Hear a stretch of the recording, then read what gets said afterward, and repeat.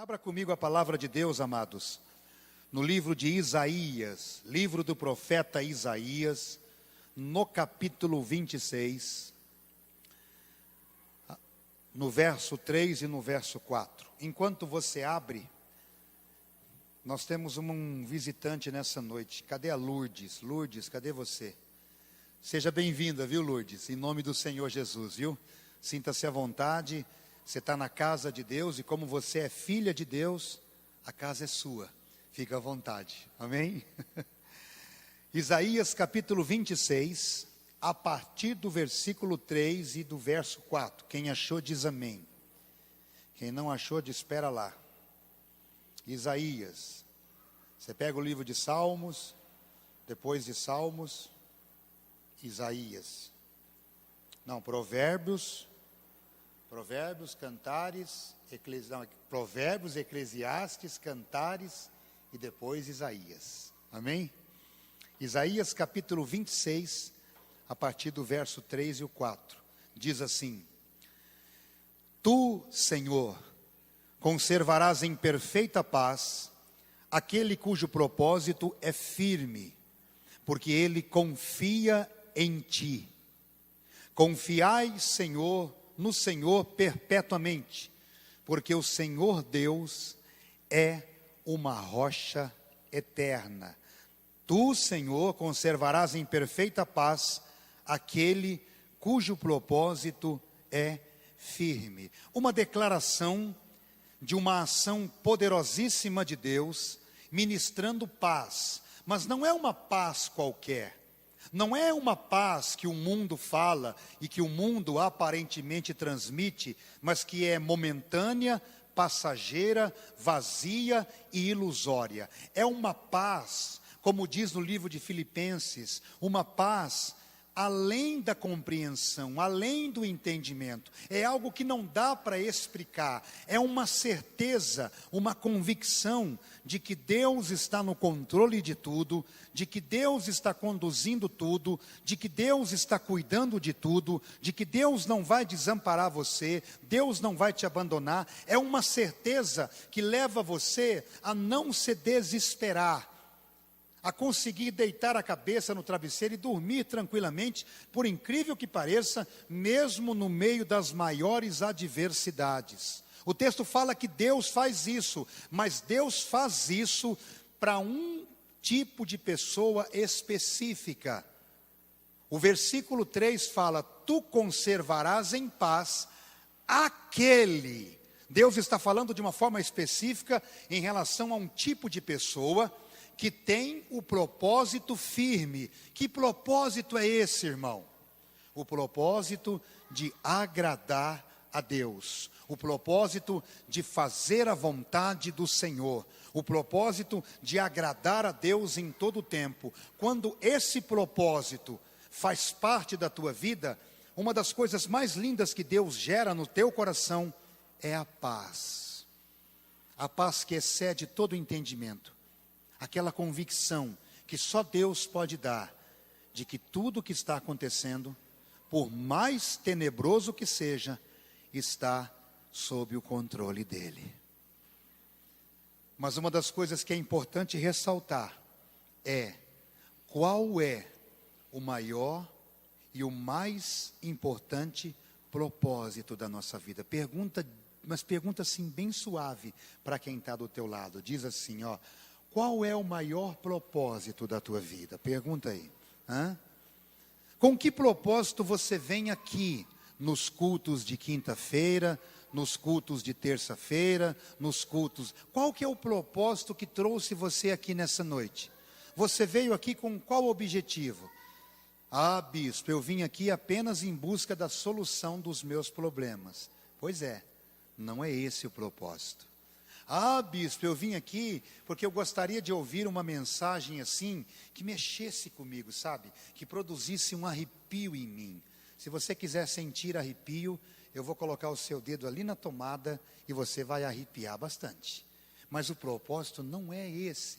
O texto fala de um propósito firme. E sabe qual é o maior propósito que chama a atenção de Deus? É quando Ele percebe que o meu coração se mantém disposto a agradá-lo, a fazer a vontade dele, e quando isso passa a ser prioridade na minha vida, aí sim, Deus ele traz uma paz interior, uma segurança e uma convicção, que leva você a permanecer inabalável. É algo que não depende das minhas forças, dos meus recursos, do meu conhecimento literário ou do tempo de cristianismo que eu possua. É algo que é gerado por causa do propósito. Diga para quem está ao teu lado, diga, o segredo é o propósito, irmão.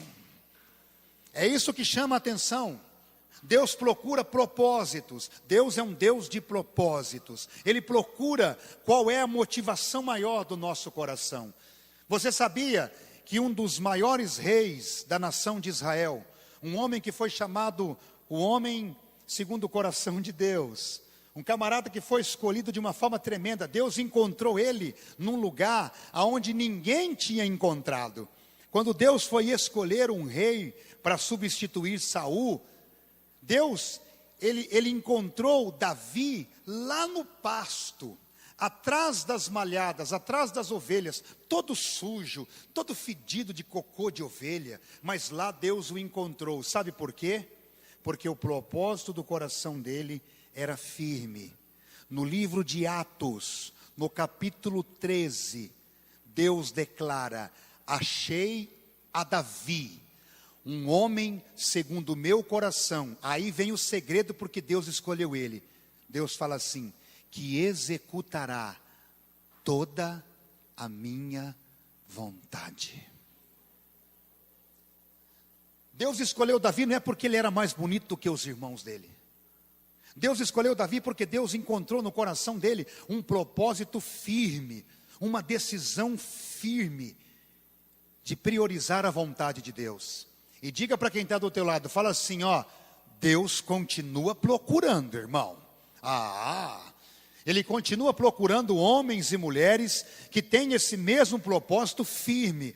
É uma decisão convicta de agradar a Deus, de abrir mão do que for preciso, de lançar fora o que é preciso só para agradar a Deus. Pessoas que muitas vezes são levados à beira da morte, mas não arredam pé da disposição de agradar a Deus. E a palavra de Deus, ela é repleta de exemplos de homens e de mulheres que foram levados à beira da morte, mas mantiveram no coração o propósito firme de agradar a Deus e viveram os maiores milagres, as maiores intervenções de Deus por causa do propósito do coração. Vamos começar, vamos lá. A história de um moço que tinha entre 17 para 18 anos, um adolescente ou um pré-adolescente, um menino chamado José. José, ele recebeu sonhos proféticos da parte de Deus, revelando o que Deus iria fazer no futuro. Só que depois desses sonhos, Deus permitiu que José vivesse tempos de sofrimento, de dor, de angústia. Por inveja, ele foi pego pelos seus irmãos, lançado dentro de uma cisterna vazia, pelos irmãos, hein? Depois ele foi tirado dali, foi vendido como escravo para uma caravana de midianitas, foi levado como escravo para o Egito. Lá no Egito, ele começou a trabalhar na casa de um oficial do faraó, chamado Potifar, e a mulher desse Potifar se encantou com José, inventou uma mentira, e ele foi preso injustamente. Se você analisar toda essa sequência, humanamente falando, você vai notar e perceber que José tinha inúmeros motivos para desistir. Tinha ou não tinha? Claro que ele tinha. Ele poderia muito bem pensar assim, poxa, será que Deus se enganou? Será que Deus errou a meu respeito? Porque Deus me deu sonhos maravilhosos. Sonhos que falam de um futuro aonde Ele ainda vai me levar, mas depois desses sonhos a minha vida virou uma desgraça. Será que Deus enganou-se? Será que Deus errou? Diga para quem está ao teu lado: Deus nunca erra, irmão. Mesmo quando Ele permite que nós passemos por momentos de adversidades, há um propósito. Muitas vezes não é a vontade dEle, mas acontece, mas Ele não deixa de levar você a viver um propósito maior, mesmo no meio dessa adversidade. Mas o que nos chama a atenção é que depois você lê na tua casa, a história de José começa no capítulo 37 de Gênesis, vai até o capítulo 50. Você vai ver que em vários versículos ali, do capítulo 37 até o 50, em várias passagens, há uma frase dizendo assim, e o Senhor era com José. E Deus estava com José. Aonde ele ia, Deus estava com ele. Por quê? Porque mesmo no meio do sofrimento, mesmo no meio da dor, mesmo sendo rejeitado pela família, José nunca abandonou o propósito firme de continuar agradando a Deus. Ele nunca abandonou essa disposição. Por isso que Deus, aonde ele ia, Deus abençoava. Na casa do oficial de Faraó, Potifar, quando José botou os pés lá dentro, a casa do homem começou a prosperar. Depois ele foi preso por causa de uma mentira de uma mulher. Mas lá dentro da prisão, gente, a prisão era o lugar mais improvável para se tornar um celeiro de bênção. Pois é, mas quando você tem o propósito de agradar a Deus, aonde Deus te levar, o lugar vai ser abençoado por causa da tua presença, por causa do propósito do teu coração. Aonde você colocar a planta dos pés vai ser abençoado. A cadeia se tornou um manancial de bênção, porque José estava lá com um propósito firme de agradar a Deus. Quer ver um outro exemplo? Então vamos lá. Um outro moço, jovem, um menino que entre 17 para 18 anos, foi tirado bruscamente do seio da sua família, levado como escravo para uma terra estranha, uma terra de adoração a demônios, a ídolos, a imagens de escultura, um lugar onde não haveria a menor possibilidade de um servo de Deus ser bem-sucedido. Eu estou falando de Daniel. Daniel foi levado para a Babilônia, e a Babilônia era um lugar idólatra, um lugar de culto a demônios. Só que Daniel, quando foi levado lá, depois você vê, no livro de Daniel, no capítulo 1, no versículo 8, o texto fala assim, que Daniel resolveu firmemente não se contaminar com as iguarias, com os manjares, com tudo aquilo que era servido no palácio da Babilônia, porque tudo que tinha lá era consagrado a demônios, era consagrado a ídolos. E Daniel, o texto fala que por causa dessa determinação, ele corria o risco de morrer. O chefe dos eunucos que cuidava do palácio, podia muito bem denunciá-lo para o rei da Babilônia e falar assim, o tal de Daniel que você trouxe lá dos hebreus, ele está fazendo pouco caso da tua comida. O rei podia mandar, mata ele. Ele corria esse risco, mas escuta o que eu vou te falar. Quem tem propósito de agradar a Deus, ainda que morra, morre agradando ao Senhor. E está acontecendo isso no Oriente Médio, na África, na Ásia, nos países comunistas, nos lugares onde o cristianismo é proibido. Tem gente morrendo, mas morre agradando a Deus. E aqui no nosso país, onde nós temos liberdade de culto, as pessoas, por qualquer barulho de carroça, estão abandonando a disposição de adorar o Senhor. Meu irmão, se eu fosse analisar humanamente tudo o que aconteceu, eu tinha motivos para abandonar o Senhor, para abandonar a igreja. Eu tinha. Mas o Espírito Santo me ensinou a manter no meu coração um propósito firme. E no meio da situação mais terrível que eu vivi, quando Deus falou para mim, eu quero que você fique, e eu determinei no meu coração, Deus, eu vou ficar. Quando isso aconteceu, essa paz que Deus fala, ela veio e encheu a minha alma. Essa paz que o texto fala, inundou o meu ser. Daniel decidiu, mas tem que ser uma decisão firme, irmão. Diga para quem está do teu lado, tem que ser com firmeza, querido. Fala aí, hein? Sabe, escuta o que eu vou falar e eu vou falar. Eu não vou segurar. Escuta o que eu vou te falar. Tem muitas pessoas que ainda não viveram o melhor de Deus, porque ainda não tomaram a decisão firme de colocar a vontade de Deus como prioridade na sua vida. Ainda estão titubeando entre dois pensamentos. Eu vou ou não vou? Eu sigo ou não sigo? Eu abraço ou não abraço? Então Deus está falando com você hoje.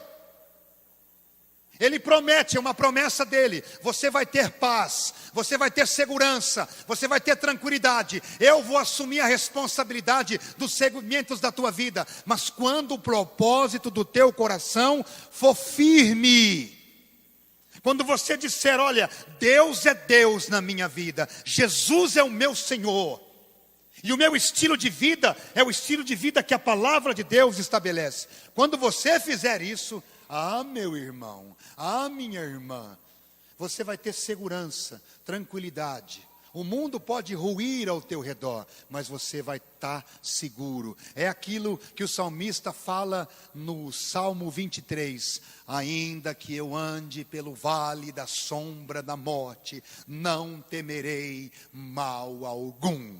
Ele está falando dessa paz, dessa tranquilidade. Ele fala, 1000 cairão à minha direita, 10.000 à minha esquerda, mas eu não serei. É isso que ele está falando. Porque o propósito é firme. Não, eu vivo para agradar a Deus. Eu vivo para agradar o meu Deus. É isso, irmão. Por isso que Daniel não teve medo quando ameaçaram de lançá-lo na cova dos leões, se ele não parasse de orar. Depois você lê na tua casa, Daniel capítulo 6. Lançaram uma lei lá na Babilônia. Ninguém pode orar a nenhum outro Deus a não ser o rei. Se alguém for pego orando a qualquer outro Deus, vai ser lançado na cova dos leões. Daniel sabia. Ele sabia da lei.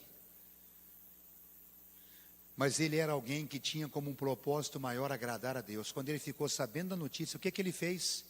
Ele correu e se escondeu embaixo da cama. Foi isso que ele fez? Ele pegou o passaporte e viajou para os Estados Unidos para fugir. Foi isso que ele fez? Ele foi para o deserto, cavou um buraco na areia, entrou e ficou lá. Foi isso que ele fez? O que Daniel fez? Ele foi orar. Ele foi orar. Sabia que ia ser lançado na cova dos leões, mas tinha no coração a paz, a certeza, olha, eu não sei o que Deus vai fazer, mas alguma coisa Ele vai fazer, porque Ele conhece o propósito do meu coração.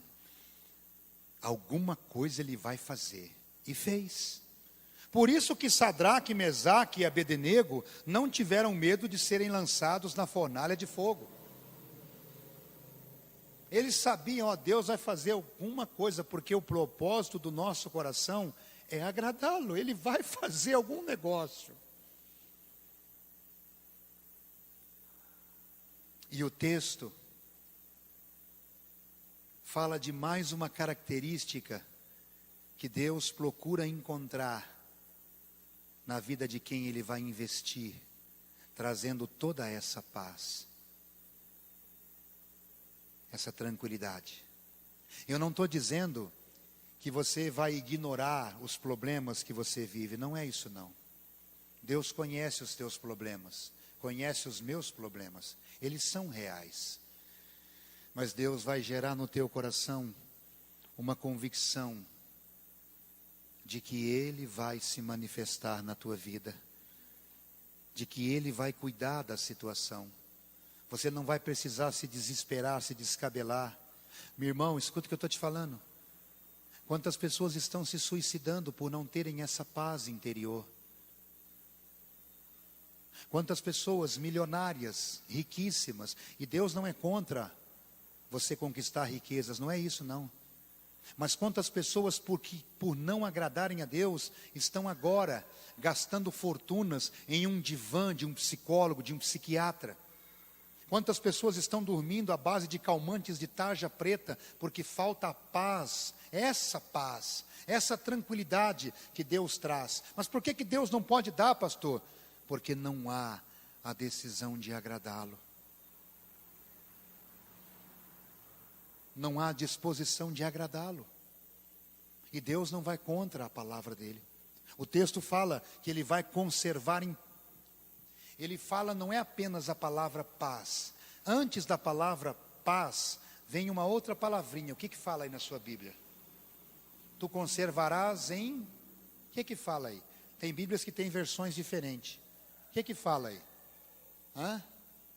O que fala? A minha fala, tem uma palavrinha que diz assim: perfeita paz. Não é uma paz comum. É uma paz perfeita. Algo assim que leva você a ficar tranquilo. Olha, eu sei da dificuldade. Eu sei do problema. Mas é aquilo que Paulo fala em 2 Timóteo capítulo 1, versículo 12.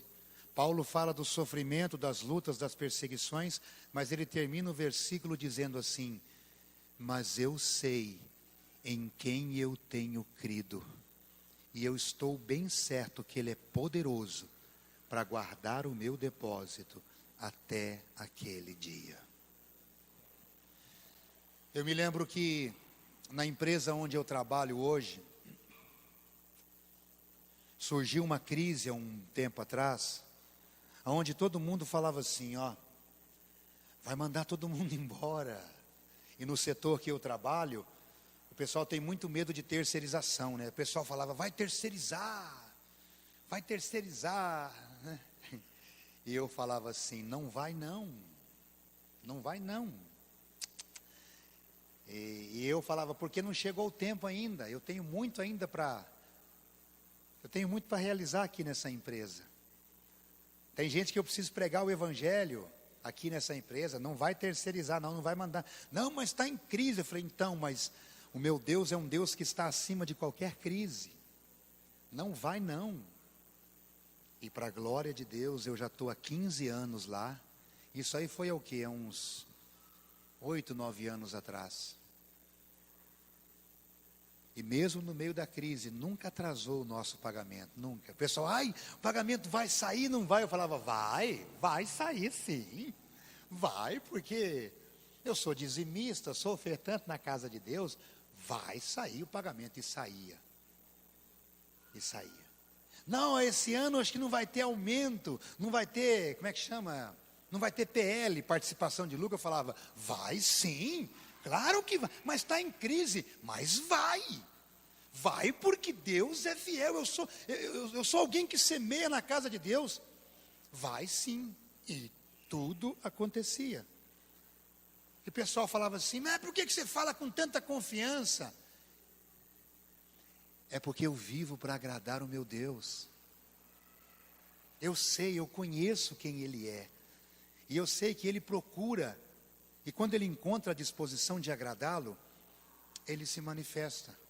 Mas existe algo que ainda precisa ser, pode empurrar. Existe algo que precisa ser encontrado também, quer ver? Já vou terminar. Versículo 3. Tu, Senhor, conservarás em perfeita paz aquele cujo propósito é firme, porque ele... O que está escrito aí? Porque ele confia em ti. Propósito e confiança. Propósito e confiança. Propósito e confiança. E confiança tem tudo a ver com obediência, com fidelidade. Quem confia, obedece. Quem confia, dá crédito. Propósito e confiança. Fala para quem está do teu lado, fala assim, ó, propósito e confiança. Propósito e confiança. Qual é o propósito? E em quem você confia? O meu propósito é agradar o meu Deus. Ainda que eu seja perseguido, ainda que eu não seja compreendido, ainda que eu seja caluniado, difamado, o propósito é agradar o meu Deus. E eu confio nele. Eu confio que no tempo certo ele vai agir. Eu não sei como ele vai fazer, mas eu confio que o modo dele fazer é melhor do que o meu. Meu irmão, quando essas duas características, e são duas características que eu decido, o Espírito Santo está falando para você para te convencer. E talvez nessa noite, você entrou aqui, tendo no seu coração um propósito diferente daquele que Deus projetou para você. Por isso que Deus está falando para você. No livro de Salmos, no capítulo 37, eu não me lembro, alguém pega aí para mim. Eu não me lembro se é no versículo 4 ou no versículo 5. Deus fala assim, ó, agrada-te do Senhor, e Ele satisfará os desejos do teu coração. Agrada, o propósito é agradá-lo. O propósito é colocar a vontade dEle acima de tudo. E muitas vezes, por querer agradar ao Senhor, nós vamos decepcionar muitas pessoas. Eu já falei para você do meu pai, não já? Já contei a história do meu pai? Eu já contei? Nunca contei? Já contei? Mas tem gente nova. Diga assim para quem está do teu lado, fala assim, ó, ele vai falar de novo, irmão, fala aí. Ele vai falar de novo. Tem gente nova. Quando eu me converti, meu pai se revoltou. Meu pai, quando eu cheguei em casa, que eu falei para ele que eu me tornei crente, meu pai falou assim para minha mãe, arruma as malas desse menino, porque esse menino não fica mais dentro de casa. Põe ele para fora de casa. Eu falei assim para minha mãe, mãe, chorando. Eu falei, mãe, eu vou ajudar a senhora a arrumar as malas. Minha mãe desesperada, chorando, e o meu pai, duro. Eu falei, mãe, eu vou ajudar você a arrumar as malas. Porque eu não abandono Jesus nunca mais. E falei para ela, pode ficar tranquila, mãe, que Deus vai cuidar de mim. E começamos a arrumar a mala. Por isso que eu falo para você que Deus trabalha. Quando eu terminei de arrumar a mala, meu pai falou assim, então tá bom. Deixa ele aí, não tem outro jeito, né? Deixa ele aí mesmo. Mudou de ideia. Para resumir a história, meu pai morreu salvo. Depois de um tempo, meu pai se converteu ao Senhor. Aceitou Jesus. Se tornou um homem de Deus. Bispo, o senhor ia embora de casa mesmo? Eu ia. Para onde? Não sei. Mas eu tinha certeza que Deus ia cuidar de mim. Fica de pé na presença do Pai, querido. Fica de pé. Ele vai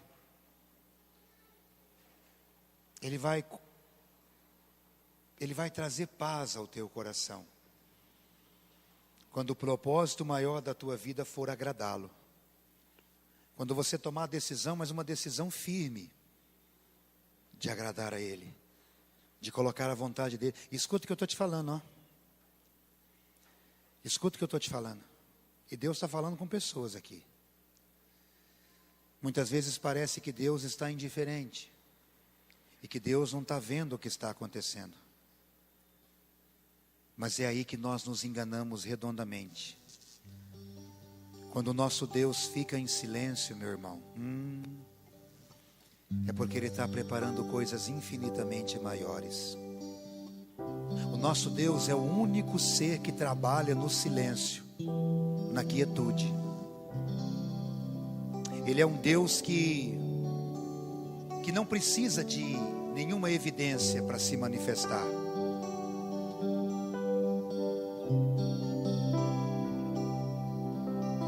Muitas vezes a gente quer ver um reboliço ao nosso redor. A Bíblia fala que uma certa vez um profeta esperou Deus no meio do fogo, no meio do vento forte.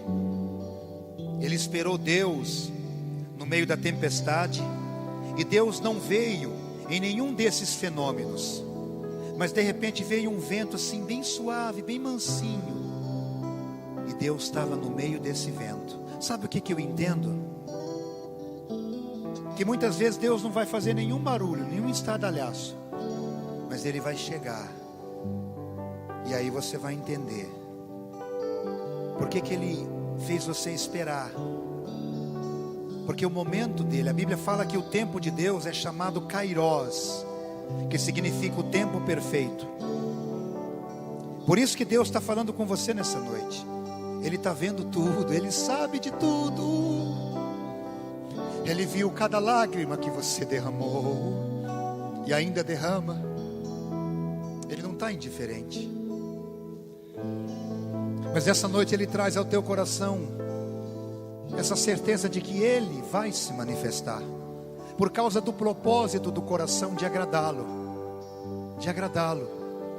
aleluias, de confiar nele, mesmo quando você não entende nada, mesmo quando você não vê nenhum sinal, você decide confiar. Por causa disso Ele vem, por causa disso Ele se achega. Oh, oh, oh, oh, na, na, na, na, na, na, na, na. Eu confiarei em Ti, Senhor, mesmo quando o sol não brilha. Te adorarei com tudo que sou, mesmo quando a lágrima. Eu confiarei em Ti, Senhor, mesmo quando o sol não brilha, Te adorarei com tudo que sou, mesmo quando a lágrima rolar. Pois sei em quem tenho crido, e sei que És poderoso para fazer um milagre acontecer. Teu nome, ó Deus, é Jeová Rafa, o Deus que cura, que traz ressuscitação. Teu nome, ó Deus, é o Shaddai, que todo poderoso para me abençoar.